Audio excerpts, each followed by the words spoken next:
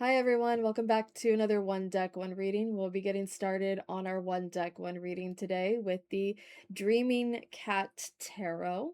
As you can tell, it is a little bit smaller than our original Rider-Waite, but the context of the art is still the same standard Rider-Waite art. So it's just cats is the only difference, but it should be a pretty legible reading for new readers. So if you are practicing tarot reader or you want to get started, this is a great starter deck. A couple things about these one deck, one readings, just in case you're not aware. If you haven't seen any of these videos, welcome. My name is Val, and I'll be doing this general reading for you today. Remember to only take what resonates and to also use this video as a review for the deck itself if you don't get anything from the message. But hopefully you do. If you don't, that's okay.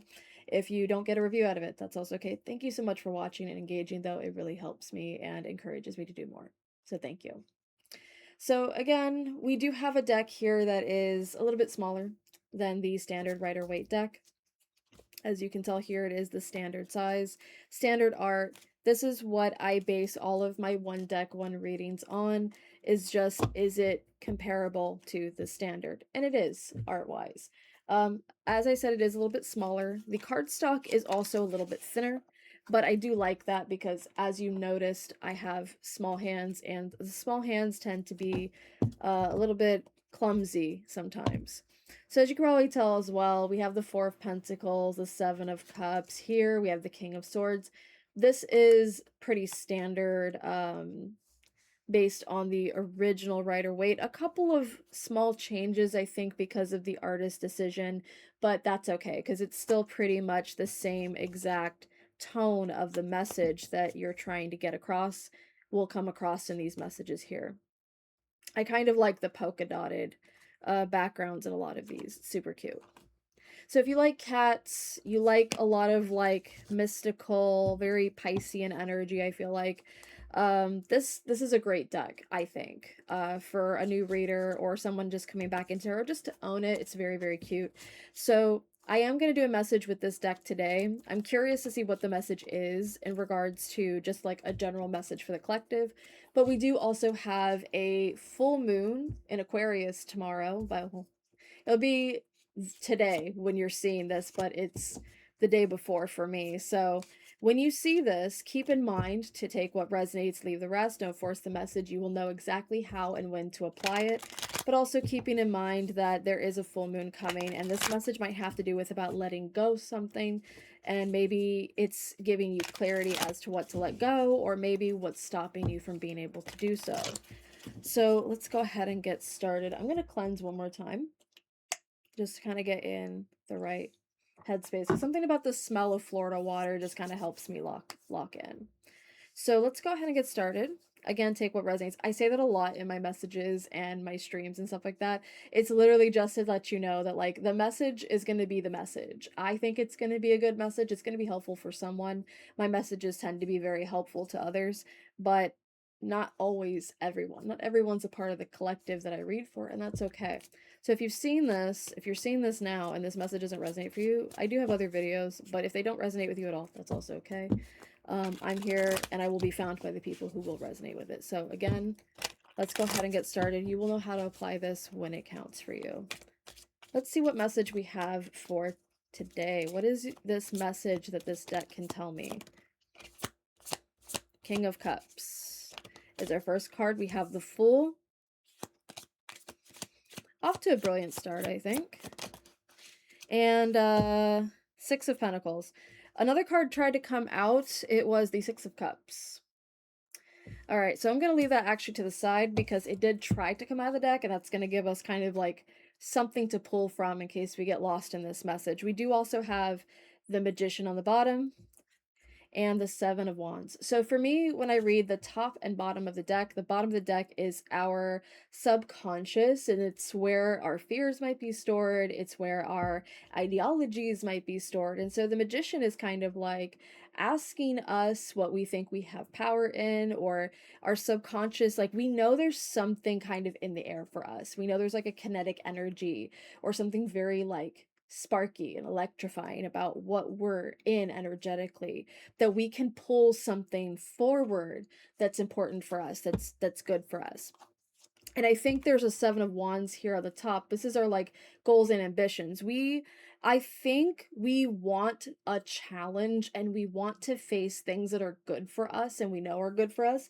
And I think we want to be challenged, but I think we ultimately, as a collective, are being asked why our challenges have to be about success, or why we have to be so feeling confronted, or as if there's something negative, because I'm seeing all this positive, but you kind of rejecting it because of just sort of like the power of it. The power of your own success kind of scares you a little bit. And that's kind of how I'm getting it. So, our three cards for today's one deck, one reading are the Queen of Cups, the Fool, and the Six of Pentacles. So, ultimately, I initially feel that this message is talking about our emotional availability and the way that we play sort of into our own hand. So think of it, everyone has a role to play in this life. You have a role to play, not because you are acting or because you're faking who you are, but just that you are somebody's son, somebody's cousin, somebody's daughter, somebody's wife, somebody's child. We all have a title, and we all have what feels like a role that's not necessarily given to us, but really the structure of the things that are around us that help maintain a balance of our lives and what we think we deserve in this lifetime. I think your goals and ambitions emotionally are a lot higher than what you might feel ready for in terms of where it might place you. So think of this like you can be emotionally in the right space for something, but learn very quickly that your environment or your job, like, this is giving the energy of, like, this is a person who's always wanted to move to another country but just could never afford it, and then the opportunity to do it has been presented to you in every shape and form that makes sense to you, that you're absolutely ready to do, but your finances and your overall situation is kind of not really in a place where you feel right to either be asking for money or to be giving that energy away, or to be even not necessarily it's not that it's not in alignment for you, it just might be asking more of you than you might be recognizing, because your desire for it is just so strong that it's gonna kind of surprise you the way it presents and what it might actually be asking of you. The thing that you want will ask something of you that will surprise you. That's the point blank message. Wanting something deeply and having like a vulnerable expression of that, maybe something you've wanted since you were a child, maybe something you've wanted for just you have like nostalgia of something that you did before and you really want it. But you have to understand too is that, like, the place that it comes from, that desire, that feeling in your heart to really get this done, is a good thing. And I know you're really, really like nervous about the kind of upkeep and maintenance of. I'm gonna check the middle of the deck because I'm super nosy about what this is. It feels a little bit like this is a sense of alignment and kind of bringing things together that you've been wanting to have together, but might ask you of some version of yourself that is still wet behind the ears. So, wherever you are in life that you feel ready for something that you haven't started yet because it hasn't been presented to you, it's going to make you feel maybe a little bit more small than you're ready for it to. And you're going to feel small maybe in a way that you remember, and not necessarily make you think that you still want it. You want it, but I think you're afraid of what it's going to have you feeling, and because you know it's going to challenge you in some way.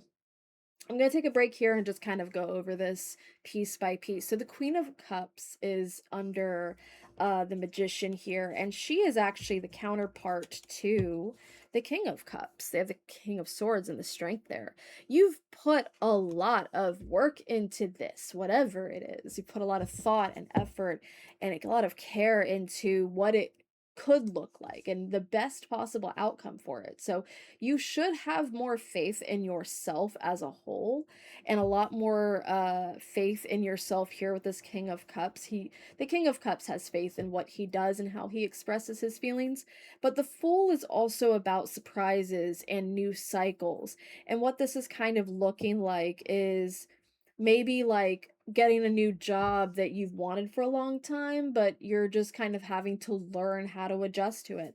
I don't get that this is a bad message. I get that you're afraid and I get that you're really nervous about outcomes and making mistakes, but that's a part of it. Mistakes are how you grow. So make your mistakes. Do not be afraid to make mistakes, please. They're a part of it. Let me real quick. I saw the lovers in the middle. I'm like nosy now what that could mean. So the lovers kind of like here in the middle with the Four of Pentacles and Three of Swords. So one of you is afraid to give and the other is afraid to get hurt by what the other has to give if this is a love reading. Now, I don't openly do love readings with these. These are supposed to be general messages, so I encourage you to only take them in an encouraging way. But I think that this is a little bit of it has to do maybe with the way we're presenting our heart to something, the way we're presenting our concerns to something. So if you are dealing with a person or you're dealing with a situation that has to do with a friend or just interpersonal connections, I can see it being very much because of the King and Queen of Cups and the Six of Pentacles. If it has to do with money and if it has to do with kind of expectations that come with certain standards or someone seeing you in a new light that you weren't prepared for, just understand that's kind of why the Fool card is here. It's to remind you that you're not allowed to know everything. You're not supposed to. This experience is supposed to be taken on by someone who's in your position. Just because being in your position means that you're having to kind of start over in a sense, let it be a positive starting over, whatever that means for you. Because this does give the energy of starting over or starting something back that you had started before and you're more sure about it now. What's interesting is I'm filming this on a day that I usually stream my Try a Game Tuesdays, and today I literally streamed a game that I've played before a little bit, but I didn't really have the patience for it. And now that I do, I'm still realizing there's parts of it that I still don't really have the patience for. And frankly, that's okay. It did still frustrate me, but I kept going and I kept trying. And I think that's what it's saying is that if you want it to be different this time and you want it to be better this time around, whatever the energy is saying to you here, you're going to just have to deal with that. You're going to have to deal with starting from the bottom and going up, whatever that means, because you manifested this. You knew it was going to be part of it. So just step carefully, but don't step too cautiously because you're afraid of getting hurt. I think that's understandable, but you're going to hurt yourself more trying to avoid certain conversations or certain things that you know you need to get done. That's your message, and I hope it was helpful to at least one of you. Thank you so much for watching, and I will see you on the next one. Take care and goodbye.